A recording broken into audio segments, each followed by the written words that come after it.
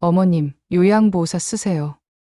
그 말 한마디에 저는 큰 무릎 수술을 앞두고 혼자라는 걸 깨달았습니다. 저는 못 가요. 어머님 일까지는 못 챙겨요. 며느리 민정이는 그렇게 말하고 전화를 끊었습니다. 수술실 앞 의자엔 저 혼자였습니다. 그 차가운 목소리만 귓가에 계속 맴돌았습니다. 하지만 저는 그때 몰랐습니다. 그 매정한 말 뒤에 우리 가족을 다시 붙잡아줄 진짜 진실이 숨어 있었다는 걸요. 이야기 이어가기 전에 혹시 아직 구독 안 하셨다면 따뜻한 응원 한 번만 부탁드립니다. 이제 드라이브 영상 보시면서 조금 더 편하게 이야기를 이어가 보실까요? 그날 저는 수술실 앞에서 혼자 떨고 있었습니다. 하얀 형광등이 눈을 찌르고 소독약 냄새가 코를 찔렀습니다. 차가운 침대에 저 혼자 앉아 있었습니다. 주변을 둘러봤습니다. 모두 가족들과 함께였습니다. 옆에 앉은 할머니는 아들 내외가 양쪽에 앉아 있었고 며느리가 할머니 손을 꼭 잡고 있었습니다. 어머님 괜찮으실 거예요. 걱정 마세요. 건너편에는 남자 환자가 있었습니다. 아내가 보온병에서 따뜻한 차를 따라주며 말했습니다. 여보, 이거라도 한 모금 마셔요. 저만 혼자였습니다. 손이 떨렸습니다. 무릎도 떨렸습니다. 입술이 바짝 말랐습니다. 물을 마시려고 했지만 손이 떨려서 제대로 잡을 수가 없었습니다. 그 순간 제 심장이 멎는 줄 알았습니다. 머릿속으로 어젯밤 며느리 민정이와의 전화 통화가 계속 맴돌았습니다. 어머님, 요양보호사 쓰세요. 그 말이 귓가에서 떠나지 않았습니다. 며느리 민정이가 제게 그런 말을 할 줄은 정말 상상도 못했습니다. 전화를 끊은 후 밤새 잠을 못 잤습니다. 천장만 바라보며 눈물을 흘렸습니다. 내가 뭘 잘못했나? 평생 가족을 위해 살았는데 정작 내가 아플 때는 아무도 없네. 새벽 3시, 4시까지 뜬 눈으로 있었습니다. 알람이 울릴 때쯤 겨우 눈을 붙였습니다. 저는 그때 아직 몰랐습니다. 그 말 뒤에 더 큰 진실이 숨어 있었다는 걸요. 새벽 6시에 눈을 떴습니다. 거울을 봤습니다. 얼굴이 퉁퉁 부어 있었고 눈가가 빨갛게 충혈돼 있었습니다. 세수를 했습니다. 찬물로 얼굴을 여러 번 씻었습니다. 부기가 조금 가라앉았습니다. 수술 전이라 금식이었습니다. 물 한 모금도 마실 수 없었습니다. 입이 바짝바짝 말랐고 목이 칼칼했습니다. 입원 가방을 다시 한번 확인했습니다.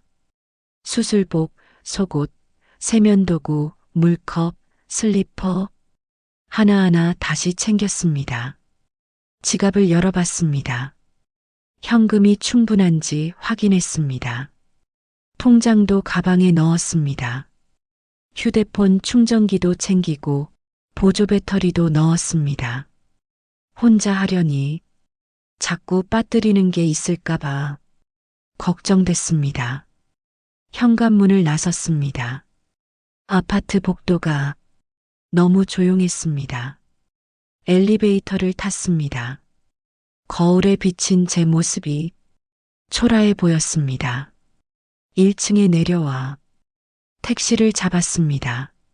손을 들었지만 택시가 그냥 지나갔습니다. 다시 손을 들었습니다. 3번째 택시가 섰습니다. 어디 가세요? 웰본 정형외과로 가주세요. 택시에 올라탔습니다. 무거운 가방을 옆자리에 놓았습니다. 기사님이 백미러로 저를 봤습니다. 혼자 가세요? 네. 수술하시나 봐요? 네, 무릎 수술이요. 가족분은요? 그 질문에 목이 메었습니다. 바빠서요. 기사님이 더 이상 묻지 않았습니다. 라디오만 작게 흘러나왔습니다. 창밖을 봤습니다. 아침 출근길이었습니다.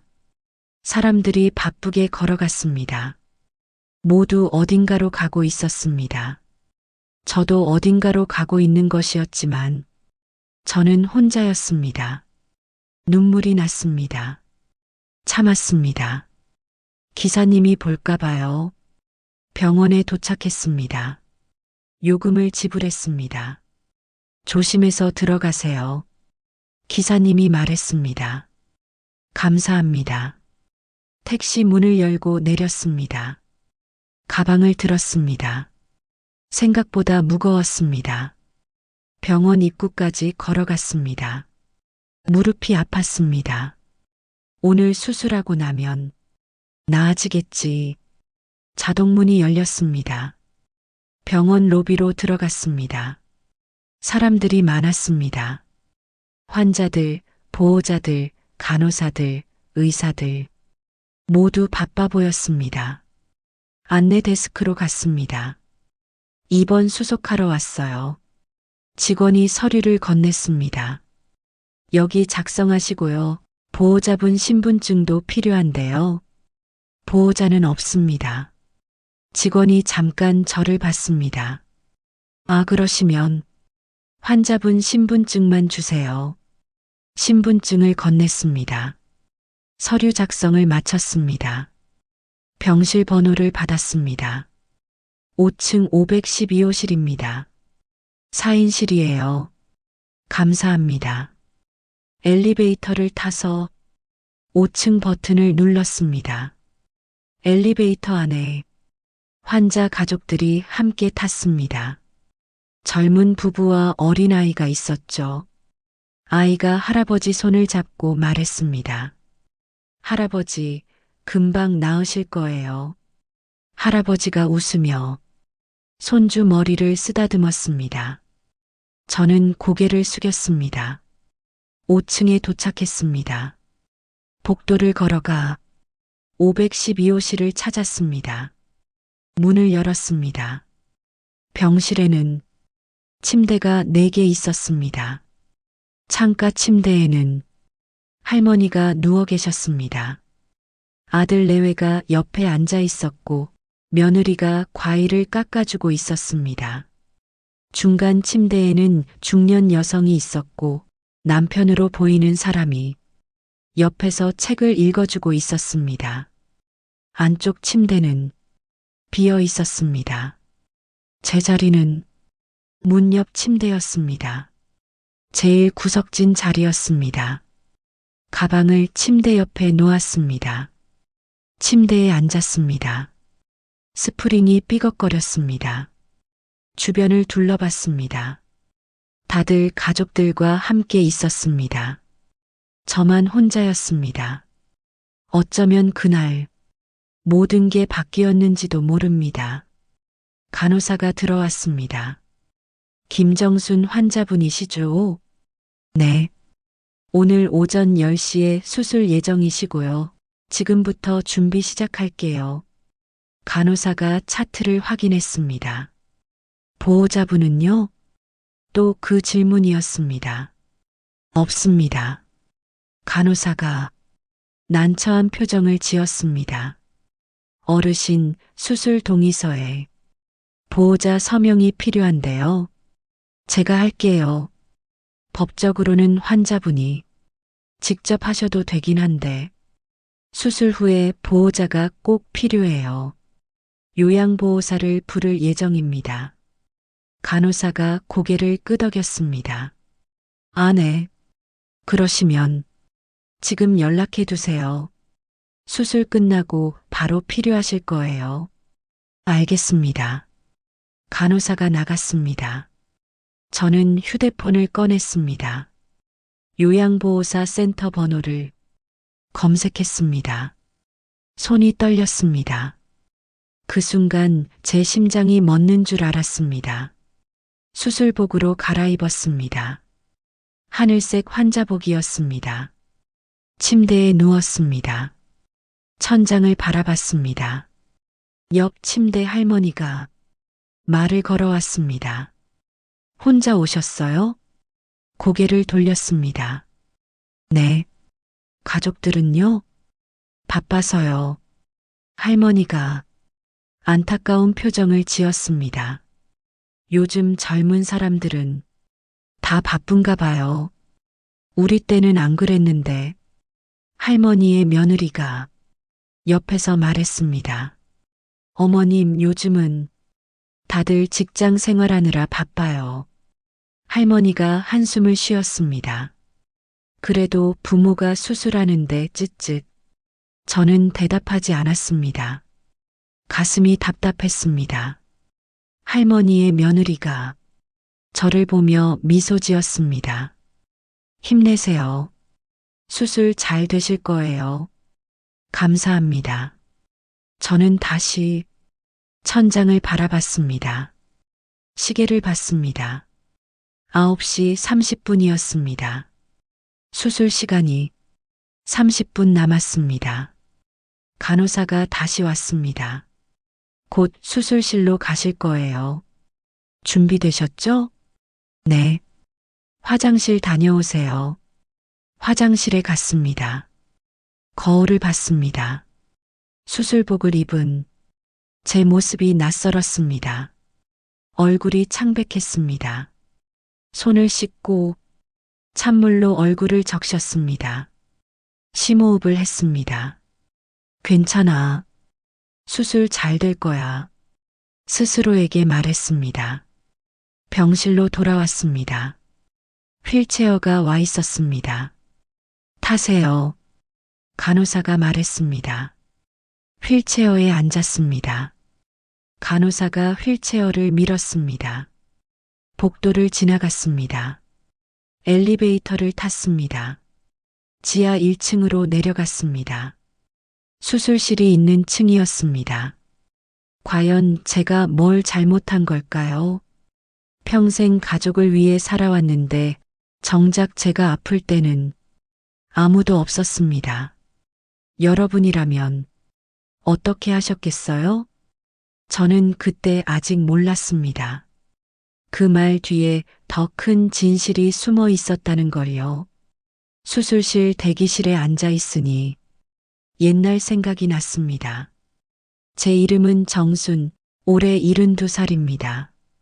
젊었을 때 저와 남편 기성은 새벽부터 밤까지 일했습니다.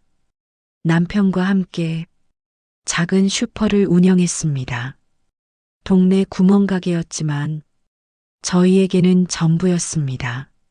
26에 결혼했고 27에 큰아들 준호를 29에 둘째 아들 도연이를 낳았습니다. 아이 둘을 키우면서 가게를 했습니다.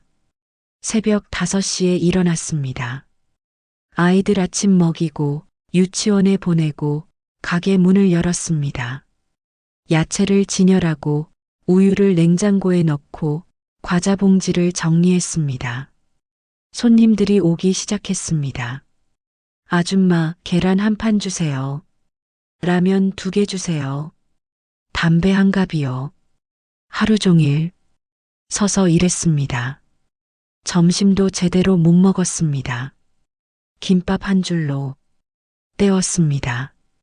저녁에 아이들이 유치원에서 돌아왔습니다. 가게 뒤쪽 작은 방에서 놀게 했습니다. 밤 11시에 가게 문을 닫았습니다. 정산을 하고 청소를 했습니다. 집에 돌아오면 자정이 넘었습니다. 아이들은 이미 잠들어 있었습니다. 남편이 재워놨습니다. 그렇게 30년을 일했습니다. 그런데 진짜 문제는 그 다음부터였습니다. 큰아들 준호가 초등학교에 입학할 때가 기억납니다. 입학식 날이었습니다. 준호가 말했습니다. 엄마, 입학식 같이 가요. 가슴이 아팠습니다. 엄마가 가게 봐야 해서 아빠랑 가렴. 아들의 얼굴이 어두워졌습니다. 친구들은 다 엄마랑 온대요. 미안해. 엄마가 나중에 맛있는 거 사줄게. 준호가 고개를 끄덕였습니다. 남편이 준호를 데리고 입학식에 갔습니다. 저는 가게에서 손님을 받았습니다. 하지만 그날 하루 종일 가슴이 아팠습니다. 저녁에 아들이 돌아왔습니다. 엄마, 나 오늘 1학년 됐어요. 그래, 우리 아들 멋지다. 아들을 안아줬습니다. 준호가 작게 말했습니다. 그런데 엄마가 없어서 조금 슬펐어요. 그 말을 듣고 눈물이 났습니다. 미안해. 엄마가 미안해. 저는 그때 아직 몰랐습니다. 그 말 뒤에 더 큰 진실이 숨어 있었다는 걸요. 준호가 중학생이 됐을 때였습니다. 담임 선생님이 학부모 상담 날짜를 정했습니다. 목요일 오후 2시였습니다. 하필 장사가 제일 잘 되는 시간이었습니다. 고민했습니다. 가게를 닫을까? 하지만 그날 매출이 없으면 힘들었습니다. 남편에게 말했습니다. 여보, 당신이 상담 좀 다녀와요. 나도 바빠. 배달 가야 해. 그럼 어떡해요? 그냥 안 가면 안 돼? 결국 상담에 가지 못했습니다. 다음 날 준호가 연락장을 가져왔습니다. 선생님이 쓴 글이 있었습니다. 학부모 상담에 불참하셨습니다.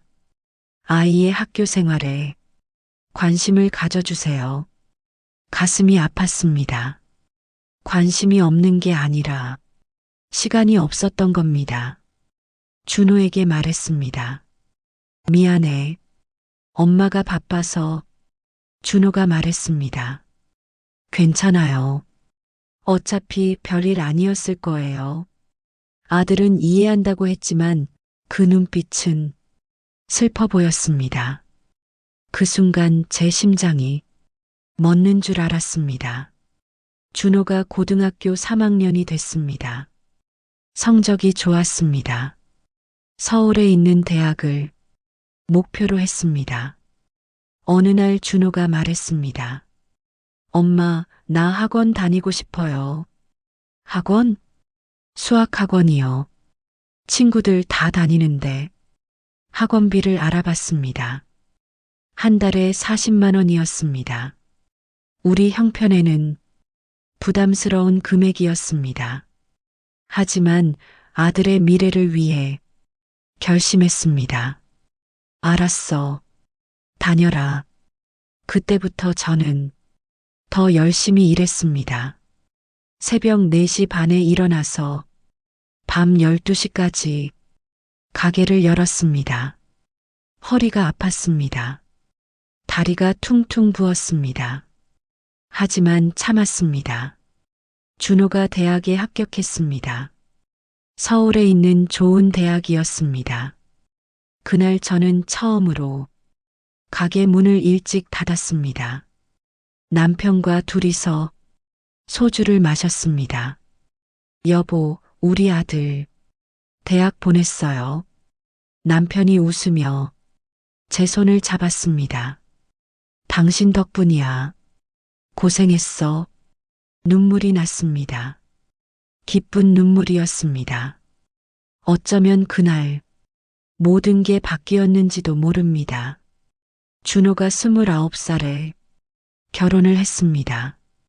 며느리 민정이는 얼굴이 하얗고 예뻤습니다. 말도 공손하게 잘했습니다. 어머님, 아버님, 잘 부탁드립니다. 민정이가 절을 했습니다. 저는 며느리 민정의 손을 잡았습니다. 우리 아들 잘 부탁한다. 결혼 준비를 시작했습니다. 준호가 말했습니다. 엄마, 전셋집이 필요한데 전세 보증금이 2억이었습니다. 우리 손에 있는 돈으로는 부족했습니다. 남편과 의논했습니다. 가게를 팔까요? 남편이 놀랐습니다. 가게를? 그럼 우리는? 아들이 중요하잖아요. 우리는 조금만 더 일하면 돼요. 남편이 한숨을 쉬었습니다. 우리 노후 자금은 어떡하려고? 괜찮아요. 우리 건강하잖아요. 결국 가게를 팔았습니다. 30년 동안 운영한 가게였습니다. 30년 동안 모은 돈이었습니다. 전부 준호에게 줬습니다. 결혼식 비용도 저희가 댔습니다. 예단도 저희가 마련했고 혼수도 저희가 준비했습니다. 우리 손에 남은 건 거의 없었습니다. 하지만 괜찮았습니다. 아들의 행복이 더 중요했으니까요.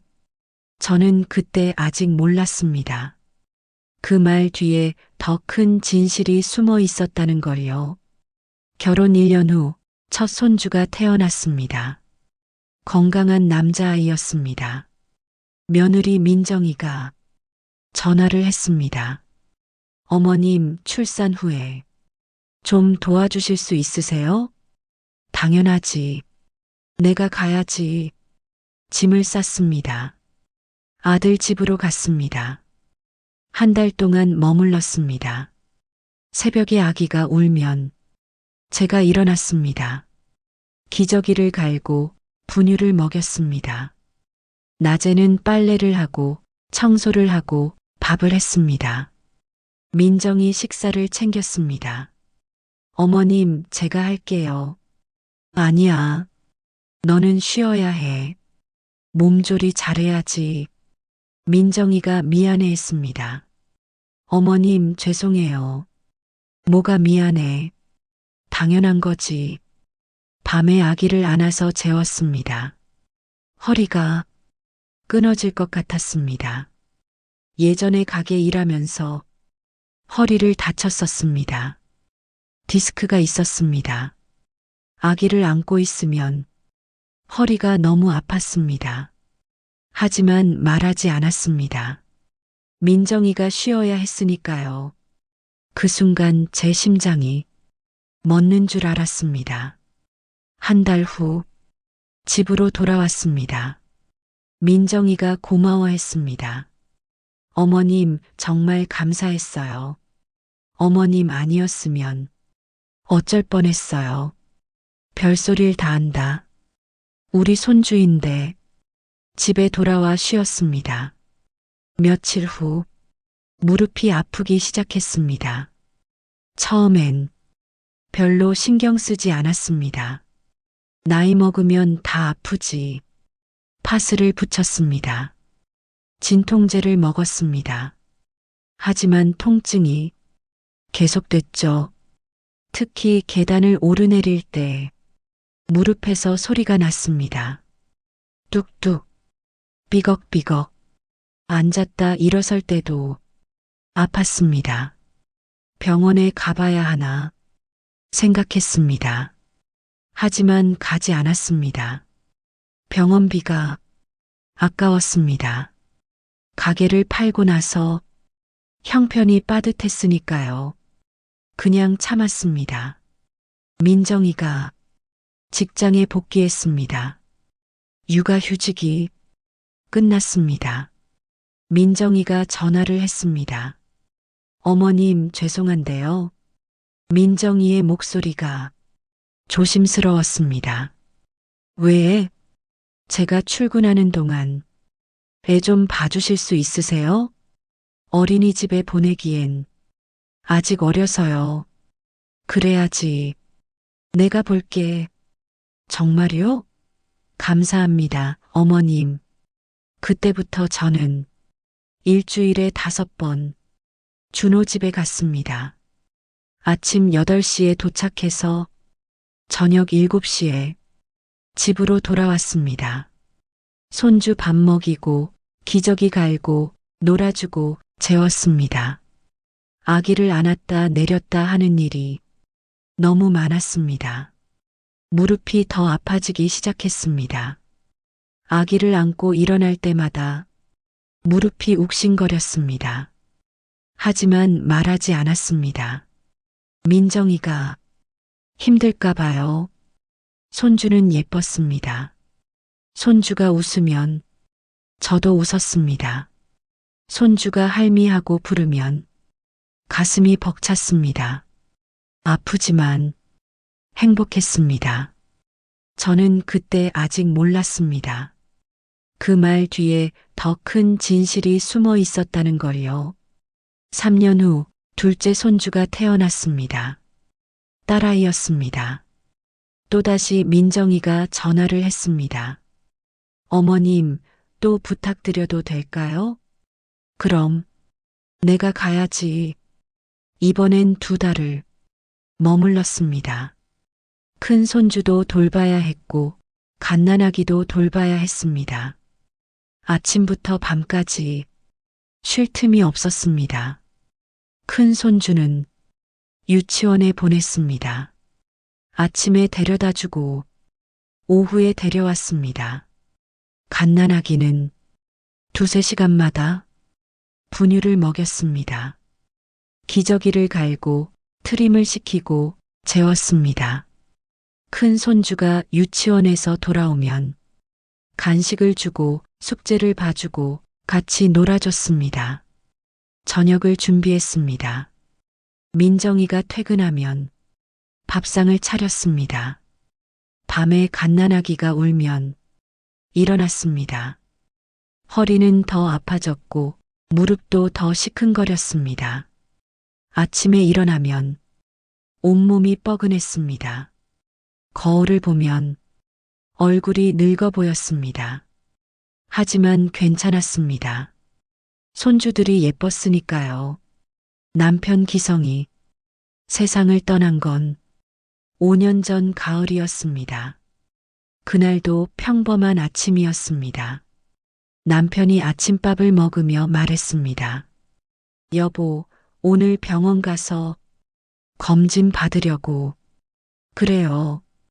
조심해서 다녀와요. 갑자기 남편이 숟가락을 떨어뜨렸습니다.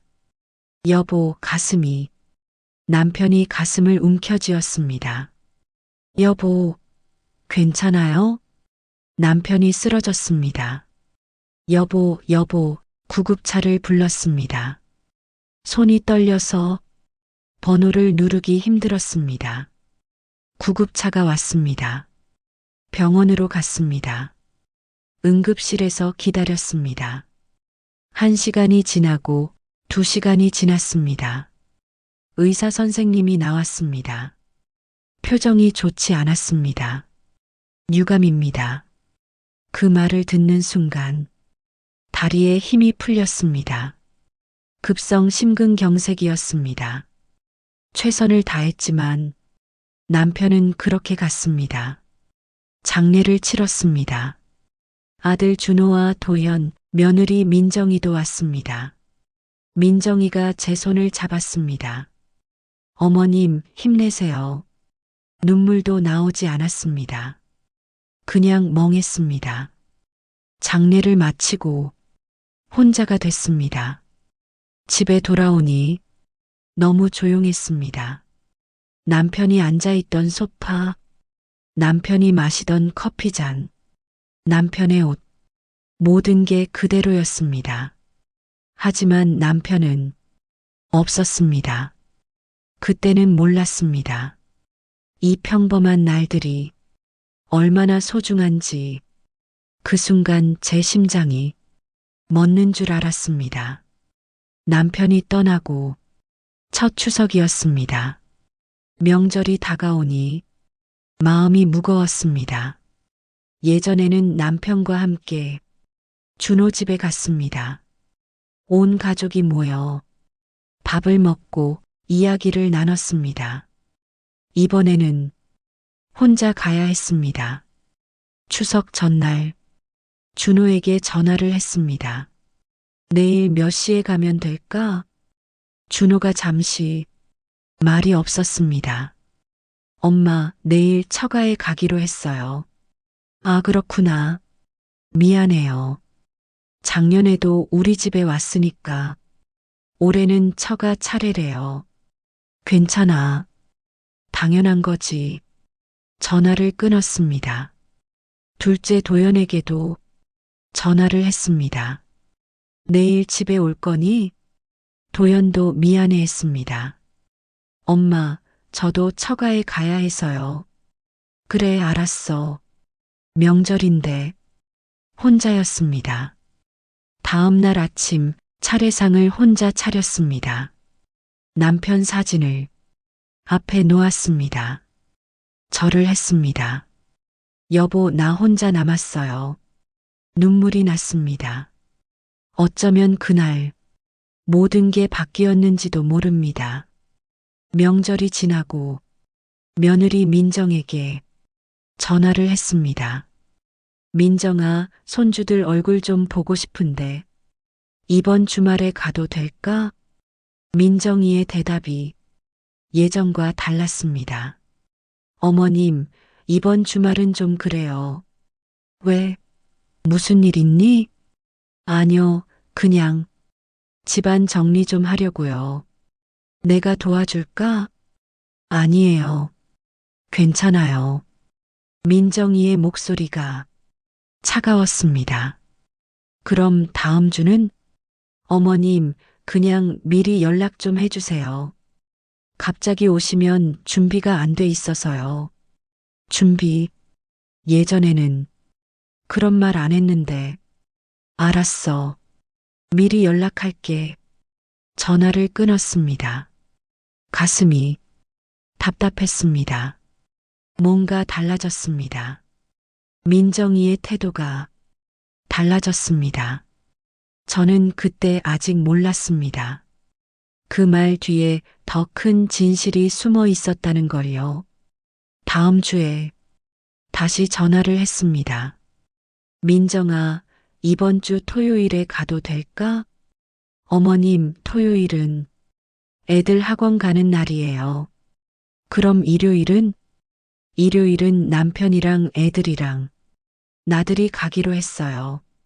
아, 그렇구나. 어머님, 요즘 너무 바빠서요. 좀 이해해 주세요. 알았어.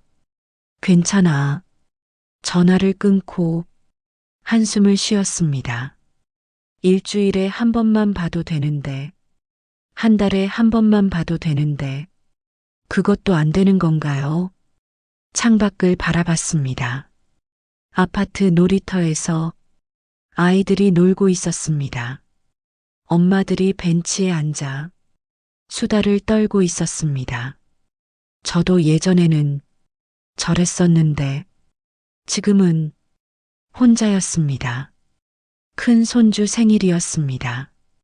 7살이 됐습니다. 선물을 준비했습니다. 손주가 좋아하는 로봇 장난감이었습니다. 백화점에 가서 샀습니다. 비쌌지만 손주를 위해서였습니다. 저녁 때 준호 집으로 갔습니다. 초인종을 눌렀습니다. 민정이가 문을 열었습니다. 어머님? 민정이가 놀란 표정이었습니다. 우리 손주 생일이잖아. 선물 사왔어. 네. 들어오세요.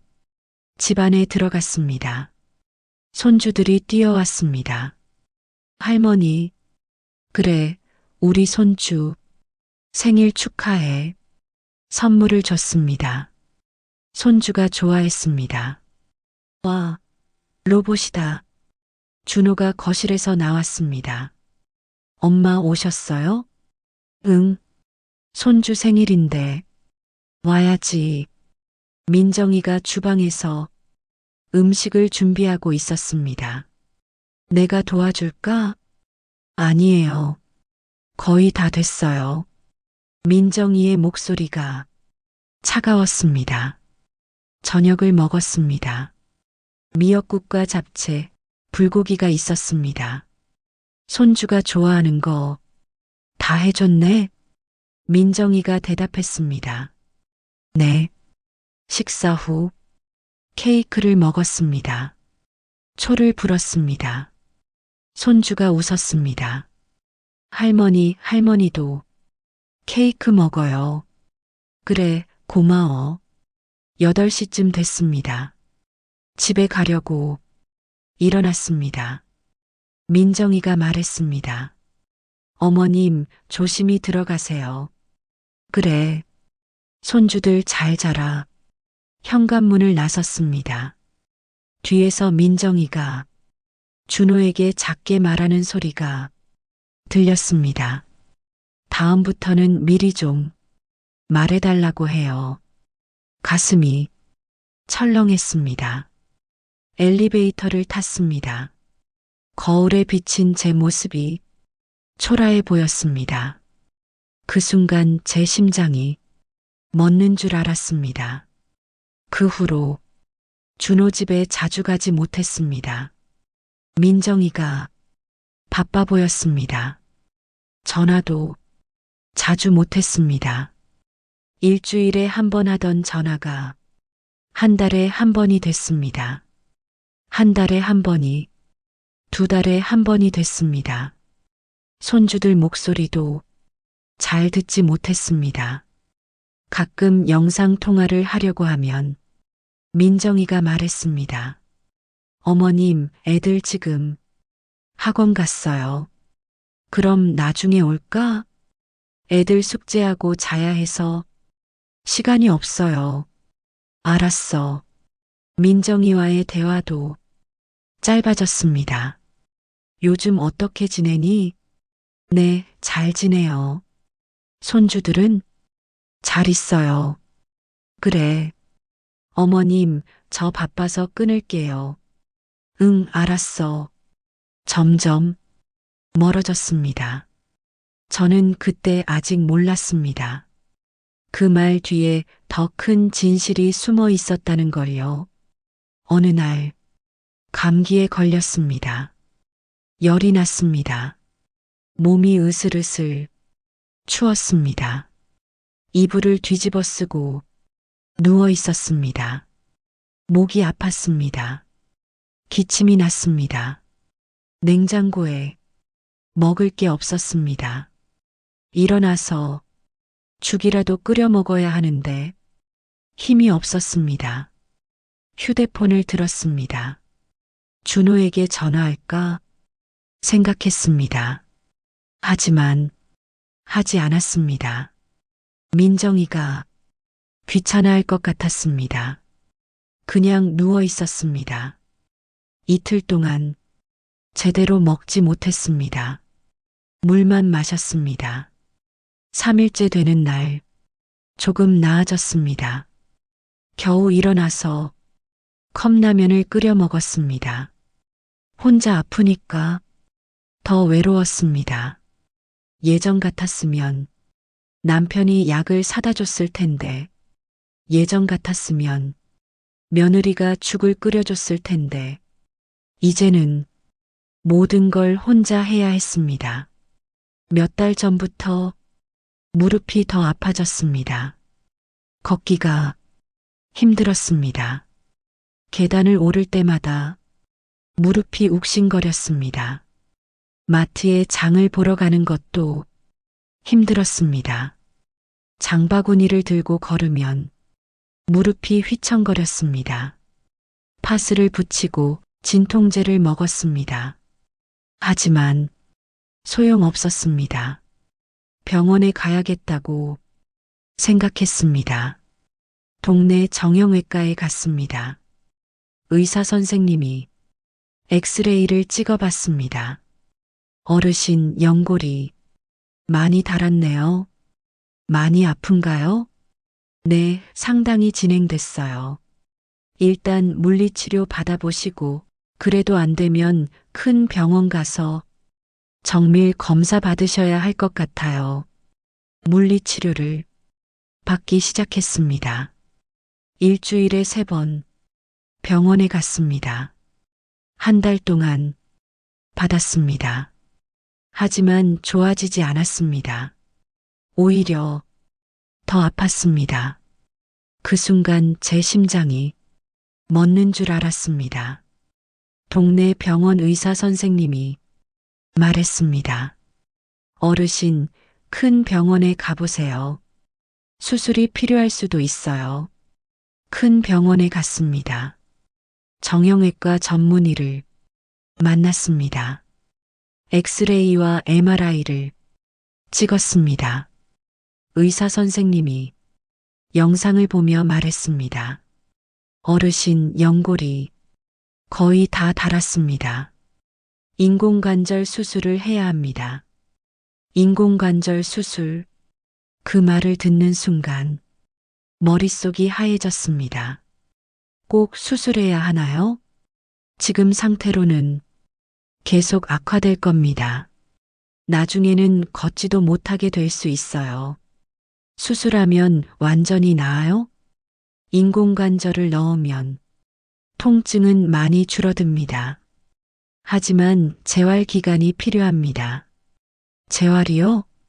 네, 수술 후 석 달 정도 물리치료를 받으셔야 해요.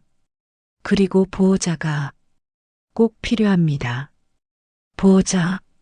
그 말이 또 나왔습니다. 언제 수술하면 되나요? 빠를수록 좋습니다. 수술 날짜 잡으시겠어요?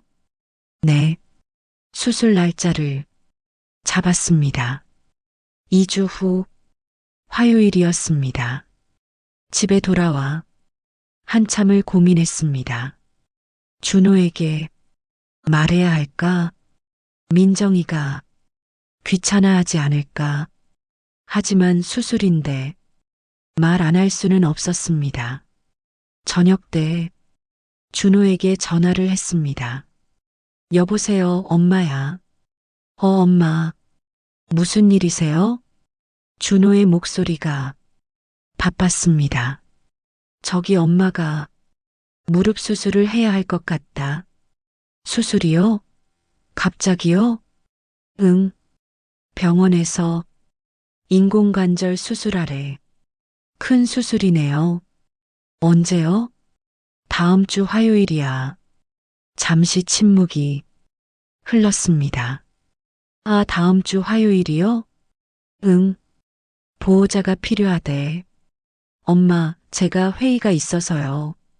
민정이한테 부탁해 볼게요. 민정에게 부탁한다는 말에 가슴이 철렁했습니다. 괜찮아. 너 바쁘면 내가 알아서 할게. 아니에요. 민정이한테 얘기해 볼게요.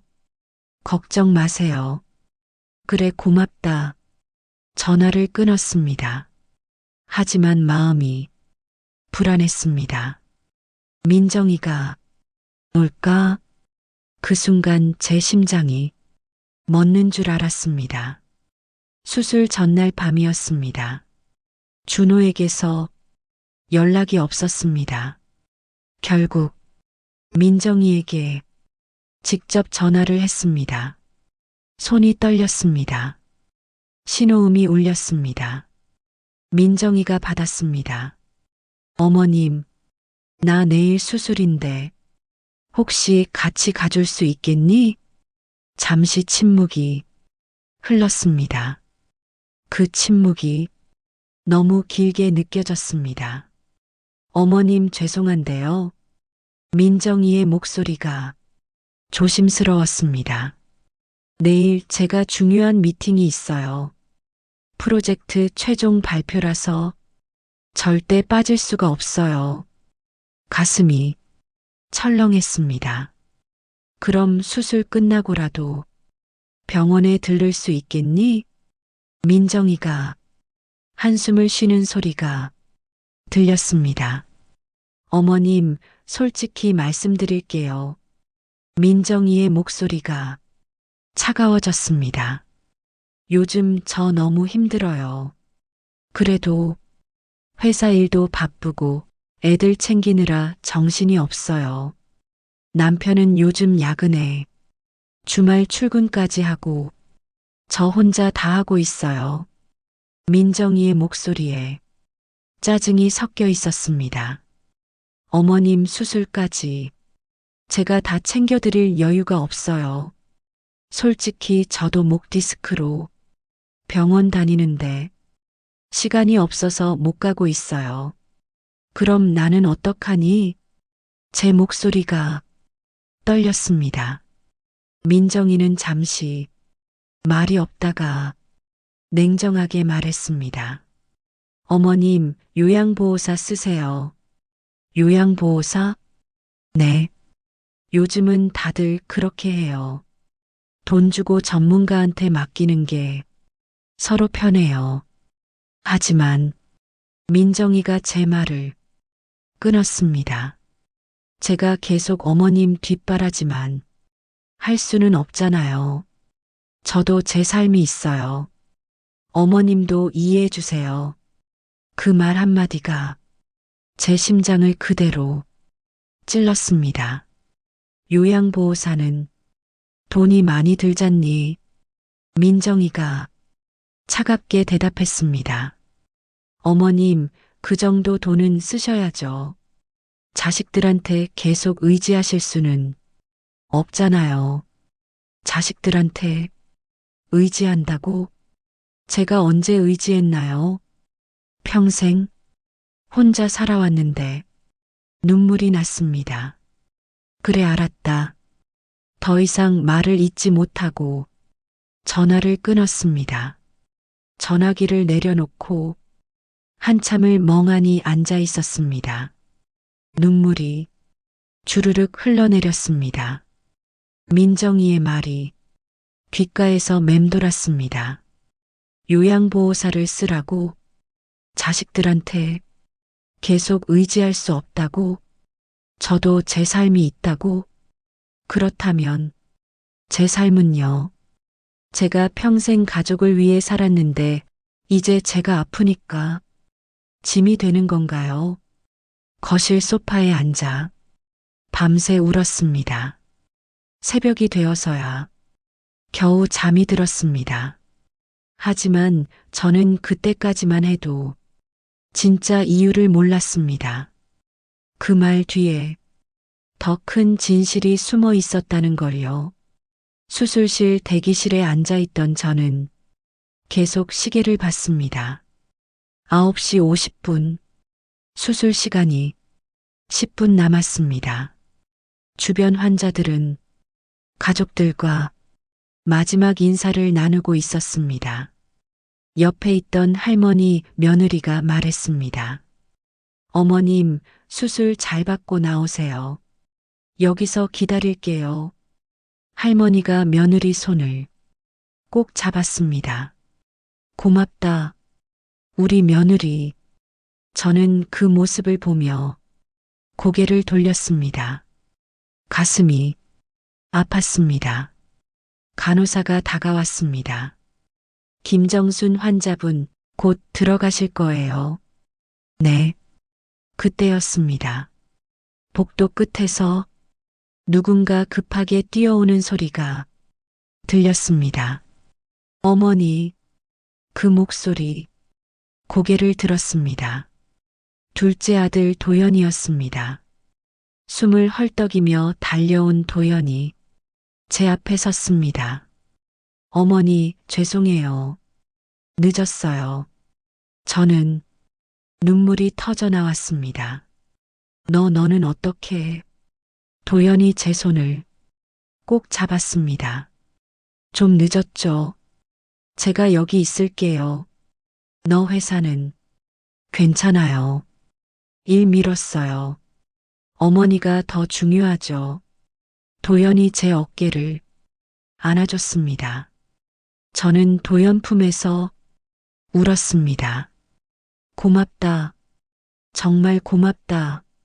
그 순간 제 심장이 멎는 줄 알았습니다. 간호사가 말했습니다. 환자분, 이제 들어가셔야 해요. 도연이 제 손을 꼭 쥐었습니다.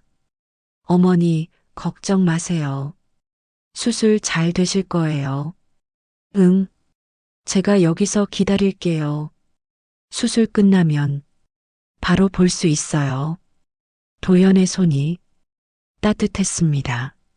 너 형수한테 들었니? 도연이 잠깐 머뭇거렸습니다. 내 형수가 전화했어요. 형수가? 네. 어머니 혼자 수술 받으신다고.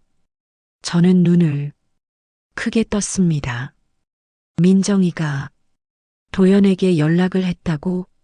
자세한 얘기는 수술 끝나고 해요. 어머니, 지금은 수술 집중하세요.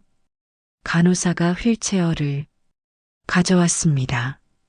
자, 타세요. 휠체어에 앉았습니다. 도연이 제 손을 마지막으로 꼭 잡았습니다. 어머니, 힘내세요. 사랑해요. 응, 고맙다. 휠체어가 움직이기 시작했습니다. 복도를 지나갔습니다. 뒤를 돌아봤습니다. 도연이 손을 흔들고 있었습니다. 마음이 따뜻해졌습니다. 혼자가 아니구나. 저는 그때 아직 몰랐습니다. 그 말 뒤에 더 큰 진실이 숨어 있었다는 걸요. 수술실은 차가웠습니다. 하얀 조명이 눈부셨습니다. 수술대에 누웠습니다. 간호사들이 분주하게 움직였습니다. 마취과 의사 선생님이 다가왔습니다. 어르신, 지금부터 마취하겠습니다. 네. 편하게 계세요. 금방 끝나요. 주사를 맞았습니다. 팔에 시린 느낌이 들었습니다. 천천히 정신이 흐려졌습니다. 의사 선생님의 목소리가 멀어졌습니다. 천천히 숨 쉬세요. 눈이 감겼습니다. 마지막으로 든 생각은 이것이었습니다. 도연이가 왔구나. 혼자가 아니구나.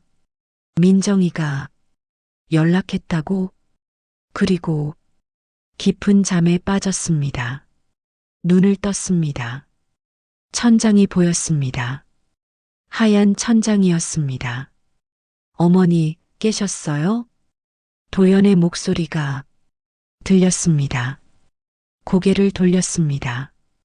도연이 침대 옆에 앉아 있었습니다. 수술 끝났니? 네, 잘 끝났어요. 의사 선생님이 성공적이었다고 하셨어요. 저는 눈을 감았습니다. 다행이었습니다. 목이 말랐습니다. 물. 도연이 물컵을 가져왔습니다. 빨대로 물을 마셨습니다. 목이 칼칼했지만 조금 나아졌습니다. 고맙다. 무릎을 보려고 했습니다. 하지만 이불이 덮여 있어서 보이지 않았습니다. 무릎 쪽이 묵직했습니다. 어머니, 아파요? 조금 묵직한 느낌이야.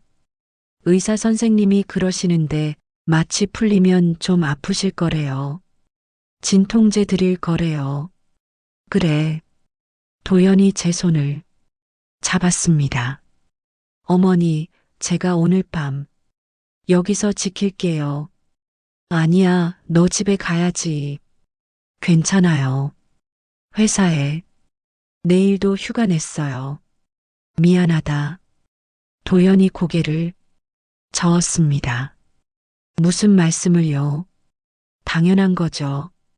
그 순간 제 심장이 멎는 줄 알았습니다. 조금 정신이 들었습니다.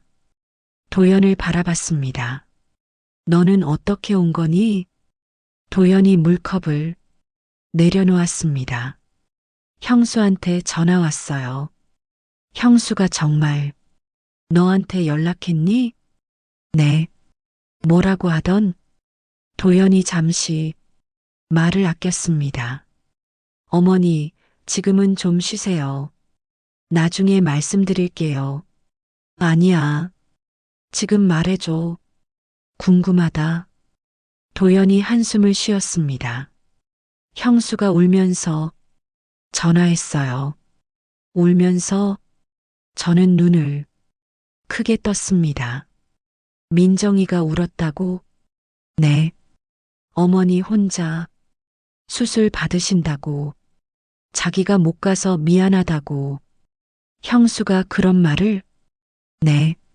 목소리가 많이 떨리고 있었어요. 저는 천장을 바라봤습니다. 민정이가 울었다니 어제 전화에서는 그렇게 차갑게 말했는데 저는 그때 아직 몰랐습니다. 그 말 뒤에 더 큰 진실이 숨어 있었다는 걸요. 도연이 조심스럽게 말을 이었습니다. 형수가 그러는데요. 응, 정말 가고 싶었대요.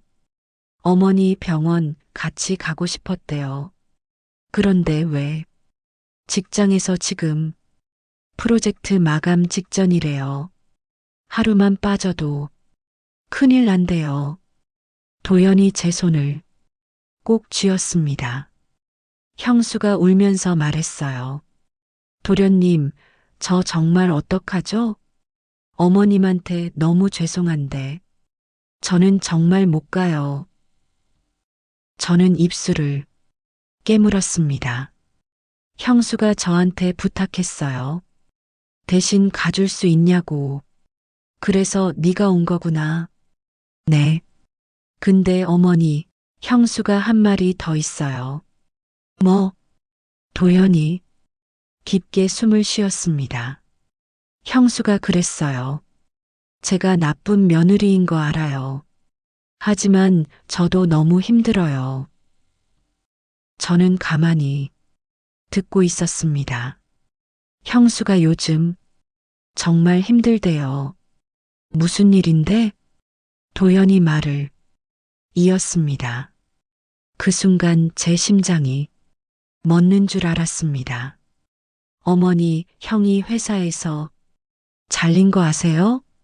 저는 깜짝 놀라 도연을 봤습니다. 뭐, 그게 무슨 소리야? 석 달 전이요. 회사 구조조정으로 형이 권고사직 당했어요. 석 달 전이라고 머릿속이 복잡해졌습니다. 석 달 전이면 민정이가 저한테 차갑게 대하기 시작한 때였습니다. 그럼 지금 형은 뭐하니? 재취업 준비 중이에요. 근데 형이 나이도 있고 요즘 취업이 어렵잖아요. 그래서 형이 벌써 면접을 10번도 넘게 봤대요. 근데 다 떨어졌대요. 도연의 목소리가 낮아졌습니다. 형이 요즘 많이 우울해하고 있대요. 저는 가슴이 답답했습니다. 준호가 그런 일을 겪고 있었다니. 그럼 지금 집안은 형수 혼자 벌고 있어요. 형수 혼자? 네. 집 대출금도 갚아야 하고 애들 학원비도 내야 하고. 도연이 말을 이어갔습니다. 형수 월급이 300만 원 정도래요. 거기서 대출 이자 80만 원 나가고 관리비 30만 원, 학원비 100만 원. 저는 계산을 해봤습니다. 남는 게 거의 없었습니다. 그 순간 제 심장이 멎는 줄 알았습니다. 도연이 계속 말했습니다. 형수가 요즘 아침 7시에 출근해서 밤 9시에 퇴근한대요. 그렇게 늦게까지? 네. 돈을 더 벌어야 하니까 야근을 자청한대요. 집안일은 퇴근하고 다 한대요. 설거지, 빨래, 청소, 애들 숙제도 봐주고, 주말에는 장 보고, 밀린 집안일하고, 애들 학원 보내고, 쉴 시간이 없대요. 도연의 목소리가 떨렸습니다. 게다가 형수 몸도 안 좋대요. 몸이 목 디스크가 심해졌대요. 밤마다 손이 저리고 두통도 있고 병원은 안 가니? 가고 싶은데 시간이 없대요. 병원 가려면 회사 반차를 내야 하는데 지금 프로젝트 중이라 못 낸대요. 저는 눈물이 났습니다. 민정이도 많이 힘들었구나. 형수가 저한테 그랬어요. 요즘 저 너무 지쳐요. 아침에 눈 뜨면 또 하루를 버텨야 한다는 생각에 눈물이 나요. 도연이 제 손을 꼭 잡았습니다. 형수가 어머님한테 차갑게 대한 건 본인이 너무 힘들어서 그랬대요. 저는 그때 아직 몰랐습니다. 그 말 뒤에 더 큰 진실이 숨어 있었다는 걸요. 도연이 조심스럽게 말을 이었습니다. 어머니, 형수가 한 말이 또 있어요. 뭐니? 형수가 그랬어요. 어머님이 손주 키워주실 때 정말 감사했대요. 저는 도연을 바라봤습니다. 그때 어머님 허리 아프신 거 알았대요. 형수가? 네. 어머님이 손주 안아주실 때 가끔 얼굴을 찡그리셨대요. 근데 아무 말씀 안 하셨다고 저는 그때를 떠올렸습니다. 정말 허리가 아팠었습니다. 하지만 민정이에게 말하지 않았습니다. 형수가 그때부터 계속 미안했대요. 어머님이 아프신데도 자기 때문에 무리하신다고 그런 생각을 했구나. 형수가 그랬어요. 어머님한테 잘해드리고 싶은데 저도 여유가 없어요. 그게 너무 괴로워요. 도연의 목소리가 떨렸습니다. 그래서 어머님한테 멀어진 거래요.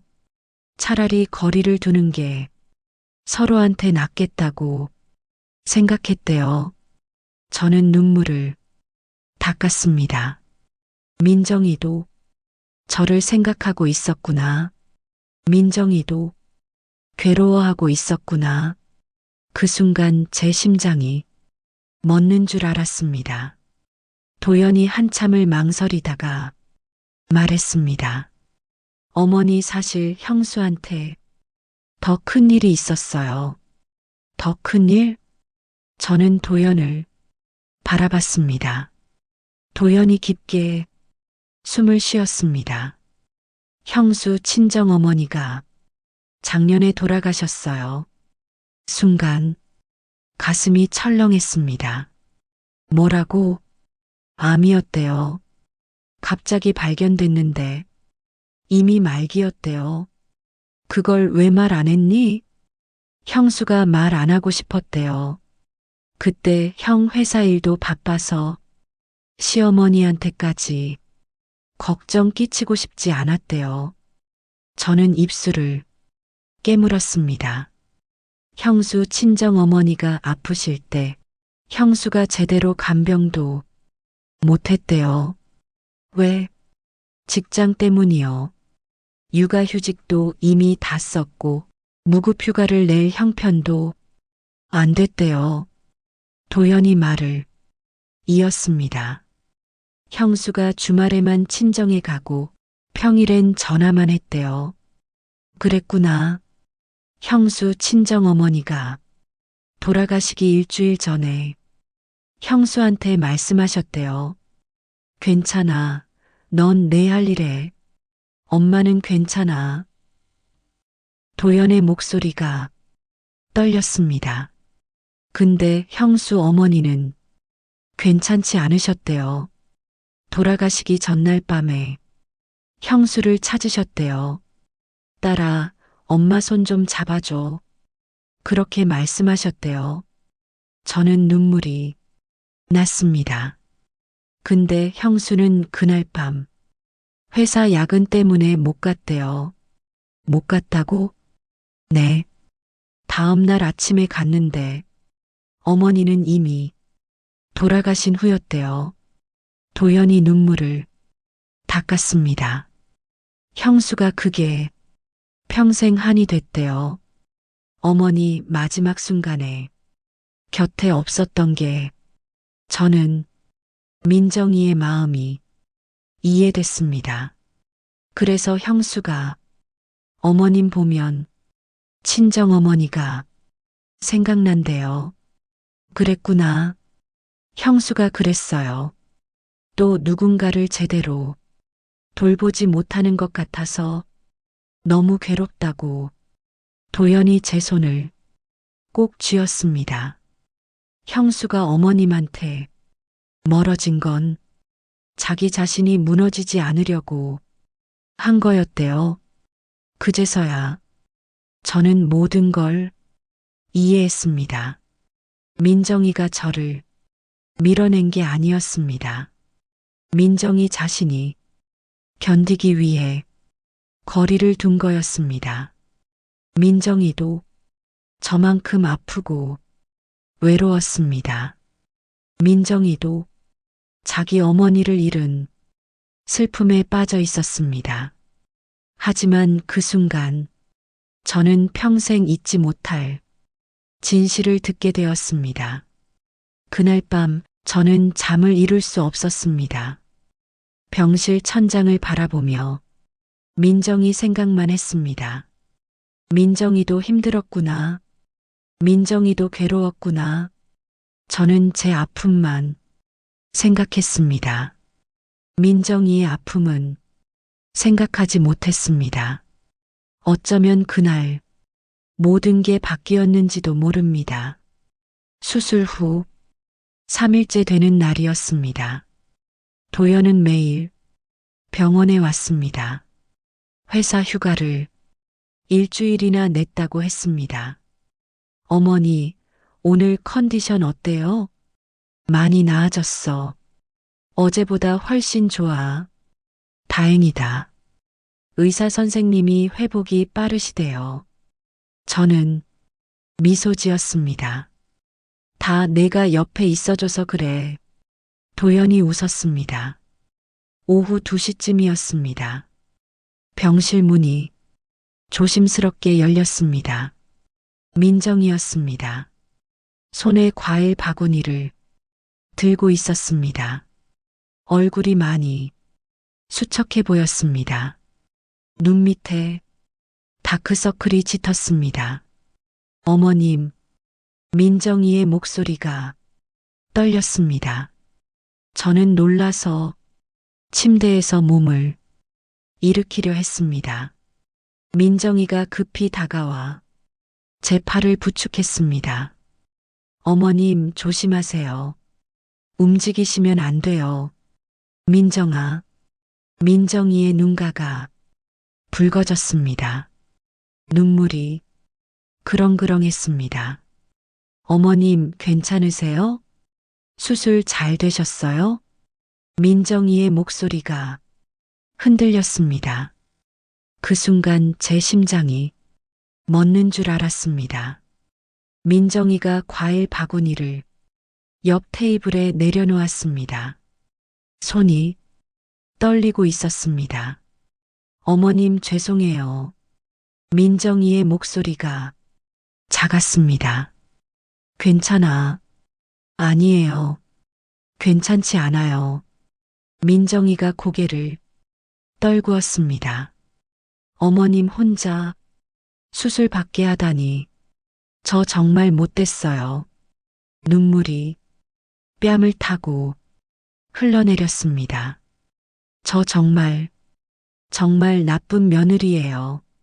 민정이가 흐느끼기 시작했습니다. 저는 민정이의 손을 잡았습니다. 민정아, 괜찮아. 다 괜찮아. 어떻게 괜찮아요? 어머님 큰 수술하시는데 제가 옆에 없었잖아요. 민정이가 손으로 얼굴을 가렸습니다. 어깨가 들썩였습니다. 저 그날 정말 회사 가기 싫었어요. 어머님 옆에 있고 싶었어요. 민정이가 울면서 말했습니다. 근데 저는 못 갔어요. 저는 민정이를 꼭 안아줬습니다. 알아. 다 알아. 도연이한테 들었어. 민정이가 제 품에서 울었습니다. 한참을 그렇게 있었습니다.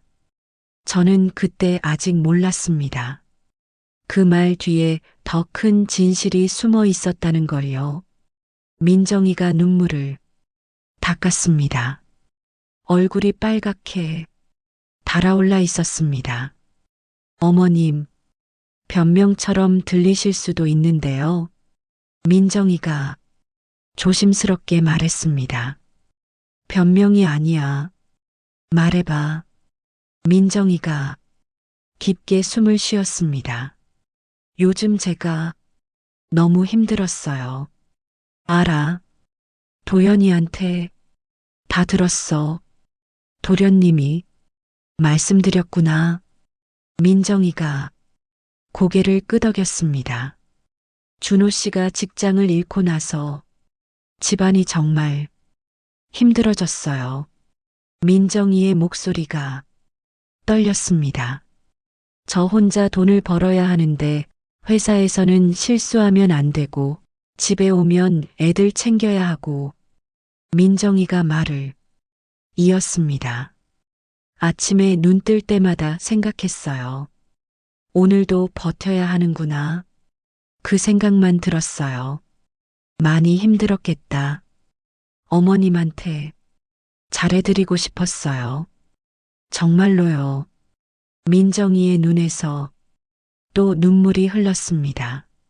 근데 저한테 여유가 없었어요. 어머님 생각만 하면 가슴이 답답했어요. 왜? 민정이가 입술을 깨물었습니다. 제가 제 엄마한테 잘 못했거든요. 그 순간 제 심장이 멎는 줄 알았습니다. 민정이가 한참을 망설이다가 입을 열었습니다. 어머님, 저희 엄마가 작년에 돌아가셨어요. 저는 민정이의 손을 꼭 쥐었습니다. 응, 도연이한테 들었어.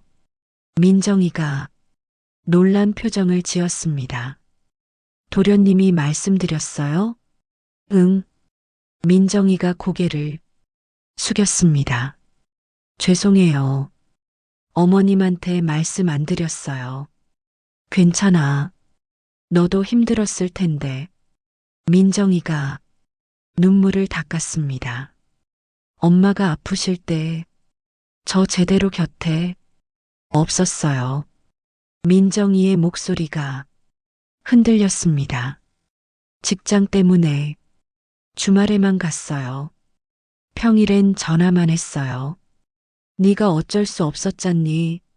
엄마가 마지막으로 저를 찾으셨을 때도 저는 회사에 있었어요. 민정이가 흐느꼈습니다. 다음 날 아침에 갔는데 엄마는 이미 민정이가 말을 잊지 못했습니다. 저는 민정이를 안아줬습니다. 민정아, 내 잘못이 아니야. 제 잘못이에요. 제가 엄마 옆에 있었어야 했어요. 민정이가 제 품에서 울었습니다. 그 후로 어머님 보면 자꾸 엄마 생각이 났어요.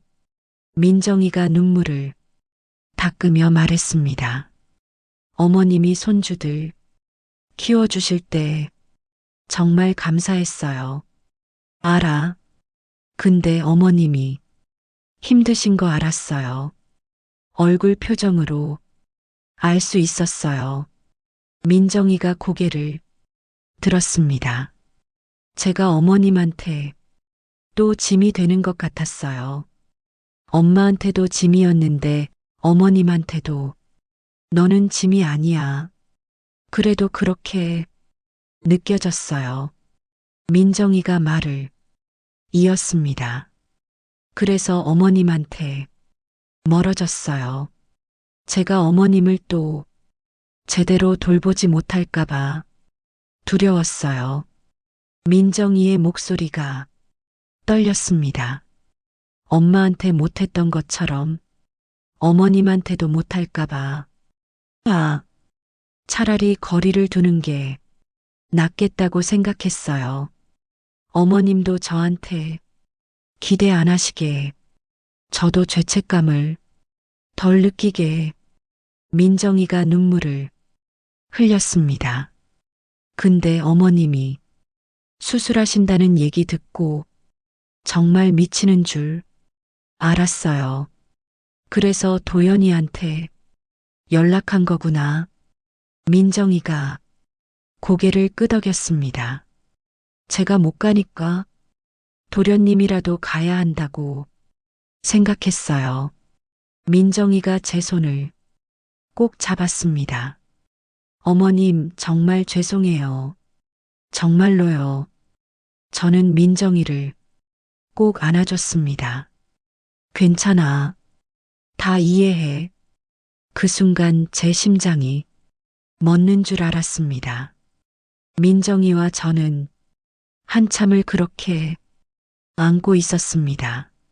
민정이가 먼저 말했습니다. 어머님, 앞으로는 제가 잘할게요. 너무 무리하지 마. 아니에요. 어머님 회복하실 때까지 제가 도와드릴게요. 민정이가 눈물을 닦았습니다. 회사에 휴가 신청했어요. 일주일 동안. 일주일이나? 괜찮겠니? 괜찮아요.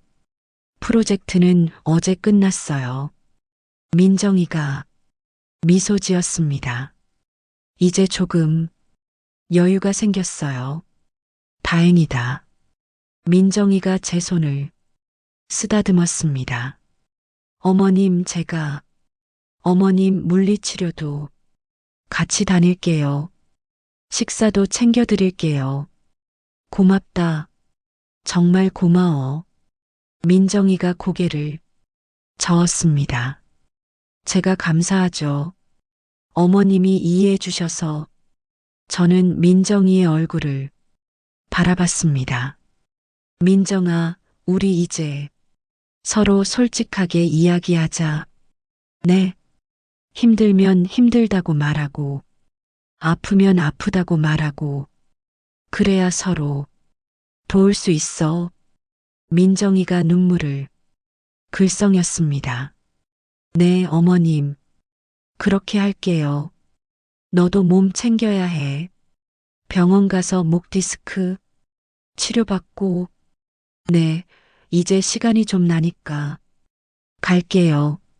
민정이가 제 손을 꼭 쥐었습니다. 어머님, 사랑해요. 그 말을 듣는 순간 눈물이 났습니다. 나도 사랑한다. 우리 며느리. 저는 그때 아직 몰랐습니다. 그 말 뒤에 더 큰 진실이 숨어 있었다는 걸요. 그날 저녁 준호가 병원에 왔습니다. 손주들도 함께 왔습니다. 할머니, 큰 손주가 침대로 뛰어왔습니다. 조심해. 할머니 아프셔. 민정이가 손주를 잡았습니다. 괜찮아. 우리 손주 보니까 벌써 나은 것 같네. 큰 손주가 제 손을 잡았습니다. 할머니, 무릎 많이 아파요? 이제 괜찮아. 수술 잘했어. 둘째 손주도 다가왔습니다. 할머니, 저희가 그림 그려왔어요. 정말? 보자. 손주가 종이를 펼쳤습니다. 가족이 손을 잡고 있는 그림이었습니다. 할머니, 할아버지, 아빠, 엄마, 그리고 아이들. 와, 우리 손주가 그렸어? 네, 선생님이 가족 그릴에서 그렸어요. 가슴이 따뜻해졌습니다. 준호가 침대 옆에 섰습니다. 엄마, 죄송해요. 수술날 못 가서. 괜찮아. 너도 힘들었지. 준호가 고개를 숙였습니다. 제가 직장을 잃어서 집안이 어려워졌어요. 알아. 도연이한테 들었어. 엄마한테 걱정 끼치고 싶지 않아서 말 안 했어요. 저는 준호의 손을 잡았습니다. 괜찮아. 다시 일자리 구하면 되지. 네, 열심히 알아보고 있어요. 민정이가 옆에서 준호의 어깨를 감싸줬습니다. 가족이 모두 모였습니다. 이 순간이 행복했습니다. 어쩌면 그날 모든 게 바뀌었는지도 모릅니다. 일주일 후 퇴원했습니다. 민정이가 저를 집까지 데려다 줬습니다. 어머님, 조심히 들어가세요. 휠체어에서 천천히 일어났습니다. 무릎이 아직 뻐근했지만 많이 나아졌습니다. 고맙다. 너 때문에 잘 회복했어. 제가 할 일 한 거예요. 민정이가 짐을 들어줬습니다. 집 안으로 들어갔습니다. 어머님, 냉장고에 반찬 넣어뒀어요. 드시기 편하게 작은 그릇에 담아뒀어요. 내가 다 만들었니? 네. 어머님 좋아하시는 거 위주로요. 민정이가 냉장고를 열어 보여줬습니다. 된장찌개, 미역국, 나물 반찬들이 가득했습니다. 고생했다. 정말 아니에요. 앞으로도 일주일에 한 번씩 반찬 가져다 드릴게요. 너무 무리하지 마. 민정이가 웃었습니다. 괜찮아요. 이제 남편도 일자리 구했어요. 정말? 네. 이번 주부터 출근해요.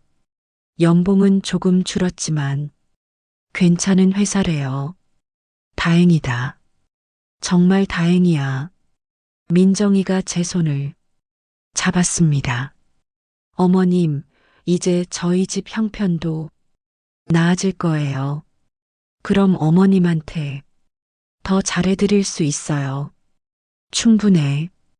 이것만으로도 충분해. 그 순간 제 심장이 멎는 줄 알았습니다. 그 후로 석 달이 지났습니다. 물리치료를 열심히 받았습니다. 민정이가 일주일에 2번 병원까지 데려다 줬습니다. 무릎이 많이 좋아졌습니다. 이제는 지팡이 없이도 걸을 수 있었습니다. 계단도 천천히 오를 수 있었습니다. 민정이는 목 디스크 치료를 시작했습니다. 민정아, 목은 좀 어때? 많이 나아졌어요. 물리치료 받으니까 손저림도 줄었어요. 다행이다. 민정이와 저는 이제 자주 통화했습니다. 일주일에 서너 번은 전화했습니다. 어머님, 오늘 점심 뭐 드셨어요? 된장찌개 먹었어. 내가 해준 거 맛있으셨어요? 응, 아주 맛있었어. 다행이다. 이번 주말에 또 갈게요. 그래. 손주들도 데리고 와. 주말이면 손주들이 놀러 왔습니다. 할머니, 무릎. 이제 안 아파요? 응, 많이 좋아졌어. 할머니랑 같이 산책할 수 있어. 정말요? 우리 공원 갈래요. 그래, 가자. 손주들과 손을 잡고 공원을 걸었습니다. 행복했습니다. 저는 그때 아직 몰랐습니다. 그 말 뒤에 더 큰 진실이 숨어 있었다는 걸요. 어느 가을 저녁이었습니다. 민정이가 전화를 했습니다. 어머님, 요즘 어떠세요? 좋아. 무릎도 괜찮고 너희들 보니까 마음도 편안하고. 민정이의 웃는 소리가 들렸습니다. 어머님, 저도 요즘 좋아요. 다행이다. 어머님이랑 예전보다 더 가까워진 것 같아요. 진짜 가족 같아요. 저는 웃었습니다. 우리 원래 가족이잖아. 맞아요. 근데 예전에는 제대로 못 느꼈어요. 이제는 진짜 느껴져요. 민정이의 목소리가 따뜻했습니다. 어머님, 앞으로도 힘드시거나 아프시면 꼭 말씀해 주세요. 제가 바쁘더라도 방법을 같이 찾을게요. 고맙다. 너도 힘들면 언제든 말해. 내가 도울 수 있는 건 도와줄게. 네, 어머님. 그렇게 할게요. 전화를 끊고 창밖을 바라봤습니다. 노을이 아름다웠습니다. 그날 저는 깨달았습니다. 가족이란 멀어져도 결국 다시 손을 잡게 되는 인연이라는 걸, 완벽하지 않아도 괜찮다는 걸, 서로의 아픔을 이해하고 용서하고 함께 걸어가면 된다는 걸. 누구나 힘든 시간이 있습니다. 며느리도 힘들었고 저도 힘들었습니다. 아들도 힘들었고 손주들도 각자의 어려움이 있었을 겁니다. 하지만 그 힘든 시간을 함께 나누니까 조금 더 견딜만 했습니다. 이제 저는 혼자가 아닙니다. 며느리 민정이 있고 아들 준호와 도연이 있고 손주들이 있습니다. 그들도 완벽하지 않지만 저도 완벽하지 않습니다. 그래도 괜찮습니다. 우리는 가족이니까요. 여러분 오늘도 마음고생 많으셨죠? 가족 관계로 힘드신 분들도 많으실 겁니다. 자식들이 서운할 때도 있고 며느리나 사위가 야속할 때도 있으시죠. 부모님이 이해 안 되실 때도 있고 시어머니가 부담스러우실 때도 있으실 겁니다. 하지만 기억하세요. 우리 모두 사람입니다. 모두 힘들고 아프고 지칩니다. 서로의 입장을 이해하려고 노력하면 언젠가는 마음이 통하게 됩니다. 시간이 걸릴 뿐입니다. 포기하지 마세요. 멀어졌다고 끝이 아닙니다. 언젠가는 다시 손을 잡을 수 있습니다. 저처럼요. 오늘의 이야기가 마음에 닿았다면 구독과 좋아요로 함께 해주세요. 그리고 지금 어디에서 보고 계신가요? 소중한 지역 동네를 댓글로 남겨주시면 그곳에 좋은 일이 찾아가길 진심으로 기도드릴게요.